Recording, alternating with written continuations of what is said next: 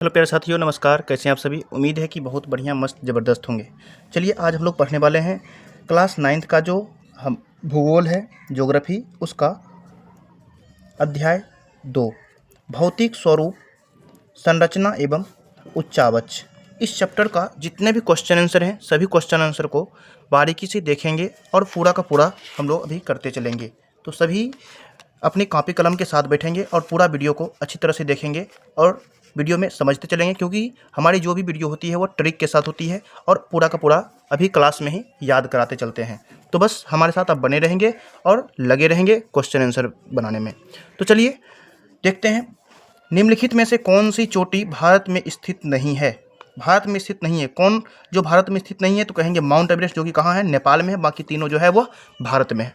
ठीक है, उम्मीद है कि आपको अच्छा लग रहा होगा वीडियो। दूसरा, बिहार के उत्तरी पश्चिमी किनारों पर हिमालय की कौन सी श्रेणी है? तो कहेंगे उत्तरी पश्चिमी पर कौन सा है? सबसे निचला शिवालिक है। महान हिमालय जो कि सबसे ऊपरी हिमालय है। मध्य हिमालय जो कि मिडिल हिमालय है। और सबसे निचली कौन सी है? शिवालिक है। इसका राइट आंसर शिवालिक हो जाएगा। हिमालय के निर्माण में कौन सा सिद्धांत सर्वमान्य है? तो कहेंगे प्लेट विवर्तनिक सिद्धांत जो है वह सर्वमान्य है। सैंडल चोटी की ऊंचाई कितनी है? तो कहेंगे 642 मीटर सैंडल चोटी की ऊंचाई है। नेक्स्ट अगला क्वेश्चन है, भारत का सबसे प्राचीन भूखंड कौन सा है? तो कहेंगे प्रायद्वीपीय पठार है, जो कि सबसे प्राचीन है, सबसे पुराना है। अब है लघु उत्तरीय प्रश्न। लघु उत्तरीय प्रश्न का जवाब दे। चलिए दोस्तों, अब लघु उत्तरीय प्रश्न को देखते हैं। लघु उत्तरीय प्रश्न में क्या कह रहा है? लघु उत्तरीय प्रश्न का पहला क्वेश्चन लिखा हुआ, हिमालय की 3 समांतर श्रेणियों का नाम लिखें।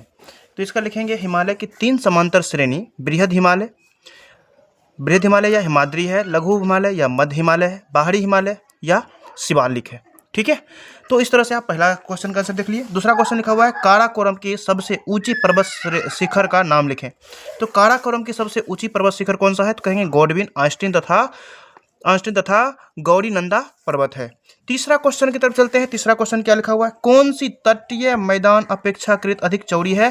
तो इसका आंसर हम लोग देखेंगे पूर्वी तटीय मैदान पश्चिमी तटीय मैदान की अपेक्षा अधिक चौड़ी है। इसकी चौड़ाई कितनी है? 160 से 350 किलोमीटर तक है।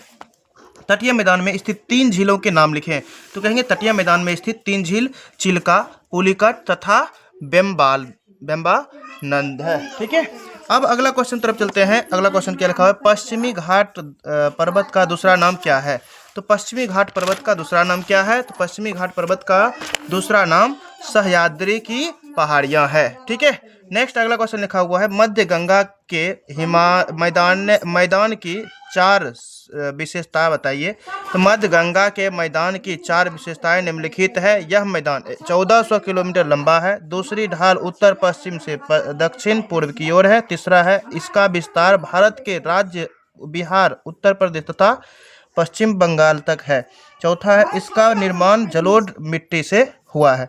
7वां क्वेश्चन लिखा हुआ है कि हिमालय और प्रायद्वीपीय पर्वतों के 2 प्रमुख अंतर लिखें। हिमालय पर्वत नवीन एवं बलित मुर्दार पर्वत श्रृंखला से बना है, जबकि प्रायद्वीपीय पर्वत प्राचीन गोंडवाना समूह का अंश है। दूसरा में, हिमालय विश्व की सबसे ऊंची पर्वत श्रेणी है, जबकि प्रायद्वीपीय पर्वत लावा निर्मित पर्वत है। 8वां क्वेश्चन है, खादर और बांगर किसे कहते हैं? खादर और बांगर, खादर नदियों के द्वारा लाए गए जलोढ़ नए मृदा को खादर कहते हैं और पुराने जलोढ़ मृदा को बांगर कहते हैं। क्वेश्चन नंबर 9 है, पूर्वी घाट और पश्चिमी घाट में अंतर बताइए। तो पूर्वी घाट और पश्चिमी घाट में निम्नलिखित अंतर है। पूर्वी घाट पश्चिमी घाट से अधिक चौड़ा है। पूर्वी घाट की औसत चौड़ाई 160 से 350 किलोमीटर है, जबकि पश्चिमी घाट की चौड़ाई 10.60 किलोमीटर है। अब चलते अगला क्वेश्चन आंसर। अगला क्वेश्चन आंसर है, उत्तर के विशाल मैदान की विशेषताओं को लिखें। उत्तर के विशाल मैदान की विशेषता को लिखें। तो इसका आंसर क्या कहेंगे? इसका आंसर जो है, उत्तर के विशाल मैदान यहाँ से हम लोग लिखेंगे उत्तर के विशाल मैदान।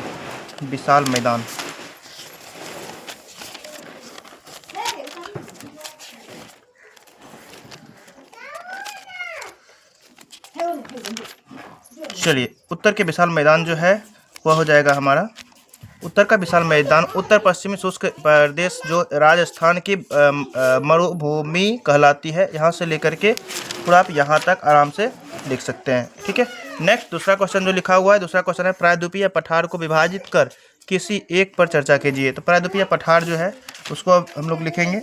तो प्रायद्वीपीय पठार जो कि प्रायद्वीपीय पठार यहाँ से लेकर के आप इसका आंसर यहाँ तक लिख सकते हैं। तीसरा क्वेश्चन जो है हमारा, तीसरा क्वेश्चन है हिमालय पर्वत श्रृंखला की विशेषताओं का वर्णन करें। हिमालय पर्वत श्रृंखला के विस्तार जो कि यहाँ से लेकर के आप जो है आराम से छाट के यहाँ तक लिख सकते हैं। ठीक है, नेक्स्ट क्वेश्चन आंसर की तरफ चलते हैं। क्वेश्चन आंसर लिखा हुआ हिमालय में पाए जाने वाली